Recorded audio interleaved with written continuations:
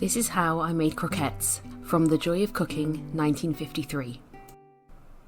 This was quite a complicated recipe. First you had to make the cream sauce, and then you needed 2 cups of some sort of solid food. So I decided to go for serrano ham and manchego, and then also I was going to try the salmon croquettes, so I went for a cup of salmon as well and split the recipe.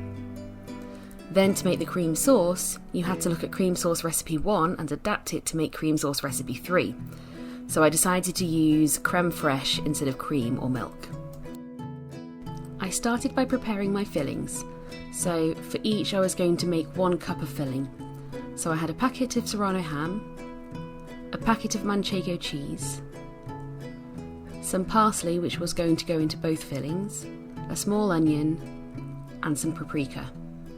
And then for the salmon filling I had 2 cans of salmon, but it turned out I only needed 1.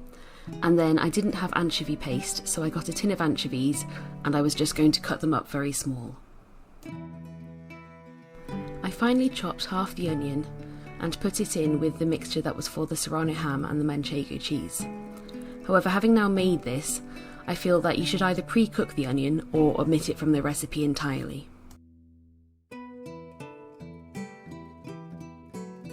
Then I chopped some of the parsley and added to both bowls for both mixtures. Then I chopped the manchego cheese up into cubes. However, given how it didn't really melt in the saucepan, in future I would chop it into smaller cubes.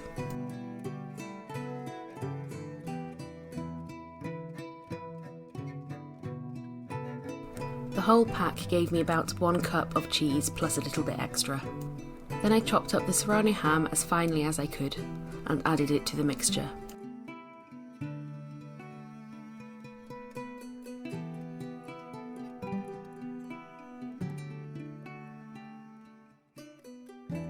I mixed the filling but had forgotten to add the paprika, salt and pepper, so I added these on top afterwards. Next I prepared the salmon filling by taking 2 anchovy fillets and chopping them as finely as I could. Then I took 1 tin of salmon, chopped it up, took out any big bones and added that to my mixture.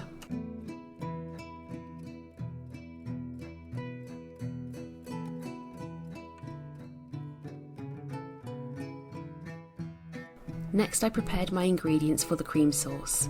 So I had 200 ml of cream and then 35 ml of milk to make that into 1 cup, 1/3 of a cup of flour and 3 tablespoons of butter, and then an egg for each of the mixtures. Having melted the butter in a saucepan, I added the flour and whisked it and then left it on a low heat until the flour mixture was bubbling. Then, once I was sure that it was bubbling and there would be no taste of flour in the sauce, I added the milk and the cream.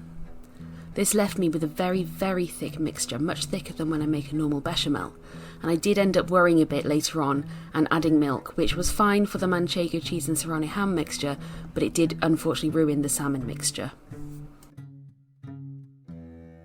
I then split the cream sauce into 2, put the serrano ham and manchego cheese mixture into 1 and the salmon into the other. I kept the manchego cheese on a low heat so that the cheese would start to melt, but like I said before, in future I would cut it into smaller pieces.